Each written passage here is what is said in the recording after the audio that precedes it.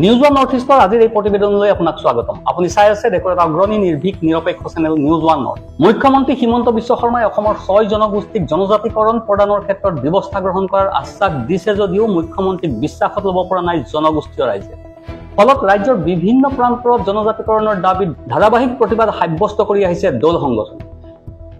কিয়নো প্ৰতিখন চৰকাৰে অসমৰ 6 জনগোষ্ঠীক জনজাতিকৰণৰ মৰ্যাদা প্ৰদানৰ প্ৰতিশ্ৰুতি দি আহিছে যদিও সেই প্ৰতিশ্ৰুতি আজিও কাৰ্যকৰী কৰিব নোৱাৰাত ক্ষোভিত হৈ পৰিছে ৰাজ্যৰ 6 জনগোষ্ঠীৰ দল সংগঠনসমূহ।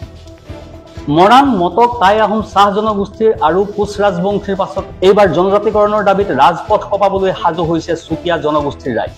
6 জনগোষ্ঠীৰ অন্যতম চুতীয়া জনগোষ্ঠীৰ কেওটা সংগঠনৰ যৌথ উদ্যোগত অহা 1 নৱেম্বৰত মৰাণ নগৰত এক বিশাল জনসমাৱেশৰ কাৰ্যসূচী গ্ৰহণ কৰিছে। এই সন্দৰ্ভত আজি চুতীয়া জাতি সন্মিলন, চুতীয়া যুৱ সন্মিলন, চুতীয়া ছাত্ৰ সন্থাকে ধৰি চুতীয়া জনগোষ্ঠীৰ বিভিন্ন সংগঠনৰ এক উমৈহতীয়া সভা অনুষ্ঠিত হয়। মৰাণ উচ্চতৰ মাধ্যমিক বিদ্যালয়ৰ প্ৰেক্ষাগৃহত অনুষ্ঠিত হোৱা এই সভাত চুতীয়া জনগোষ্ঠীৰ বিভিন্ন দল সংগঠনৰ উপৰিও বিভিন্ন ক্ষেত্ৰৰ লোক উপস্থিত থাকি অহা 1 নৱেম্বৰৰ কাৰ্যসূচী সফল কৰাৰ সন্দৰ্ভত আলোচনাত মিলিত হয়।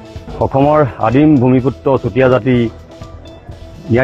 ন্যায্য দাবী জনজাতিকৰণ আৰু স্বায়ত্ব শাসনৰ দাবীত এই চৰকাৰখনেই হওক বা বিগত চৰকাৰখনে আমাক যি ধৰণে ৰামঠগন দি আছে তাৰ প্ৰতিবাদত আমি মৰাণত 1 নৱেম্বৰ তাৰিখে মৰাণ টাউনৰ মাজমজিয়া অচল কৰি দিবলৈ ব্যৱস্থা কৰিছোঁ।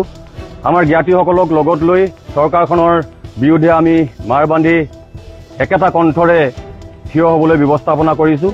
যিহেতু এই চৰকাৰখনে আমাক বাৰে বাৰে আমাক ললিপপ দি আহিছে, তেওঁলোকে জনজাতিকৰণ আৰু স্বায়ত্ব শাসনৰ বিষয়টো ৰাজনৈতিক তেওঁলোকৰ নিৰ্বাচনী বৈতৰণি পাৰ কৰা এটা আহিলা হিচাপে ব্যৱহাৰ কৰি আছে।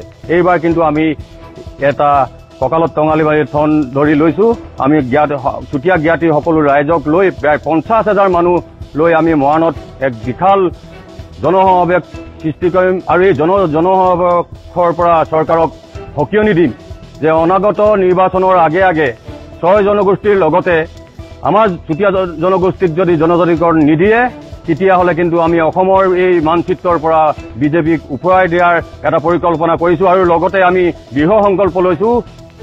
ডিব্ৰুগড়, তিনিচুকীয়া, চৰাইদেউ আৰু শিৱসাগৰ জিলাক সামৰি ৰূপায়ণ কৰিবলগীয়া এই প্ৰতিবাদী কাৰ্যসূচীত 50,000 লোকৰ সমাৱেশৰ লক্ষ্য বান্ধি লৈছে সংগঠনসমূহ। যিকোনো মূল্যৰ বিনিময়ত বিজেপি চৰকাৰে চুতীয়া জনগোষ্ঠীক জনজাতিকৰণ আৰু স্বায়ত্ব শাসন প্ৰদান কৰিবই লাগিব বুলি হুংকাৰ দিছে চুতীয়া জনগোষ্ঠীৰ বিভিন্ন দল সংগঠনৰ নেতৃবৃন্দই।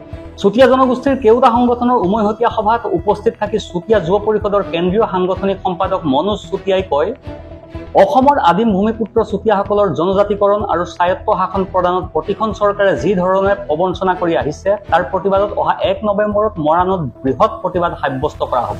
এইখন চৰকাৰৰ বিৰুদ্ধে একত্ৰিত হ'বলৈ আমি ব্যৱস্থা গ্ৰহণ কৰিছোঁ, কিয়নো এই চৰকাৰখনে আমাক বাৰে বাৰে প্ৰলোভন দি আহিছে। তেওঁ পুনৰ কয়, কেৱল মাত্ৰ জনজাতিকৰণ আৰু স্বায়ত্ব শাসন প্ৰদানৰ বিষয়টোৰে নিৰ্বাচনী বৈতৰণি পাৰ হ'বলৈ আহিলা হিচাপে ব্যৱহাৰ কৰি আহিছে। সেয়ে মৰাণত হ'ব বিশাল জনসমাৱেশ। এই সমাৱেশত চুতীয়া জনগোষ্ঠীৰ ৰাইজে সংকল্প ল'ব যদিও 26ৰ বিধানসভাৰ পূৰ্বে চুতীয়াৰ লগতে অসমৰ 6 জনগোষ্ঠীক যদি জনজাতিকৰণ প্ৰদান নকৰে তেতিয়াহ'লে অসমৰ মানচিত্ৰৰ পৰা বিজেপিক উফৰাই দিয়া হ'ব। Bureau' report, news one north east.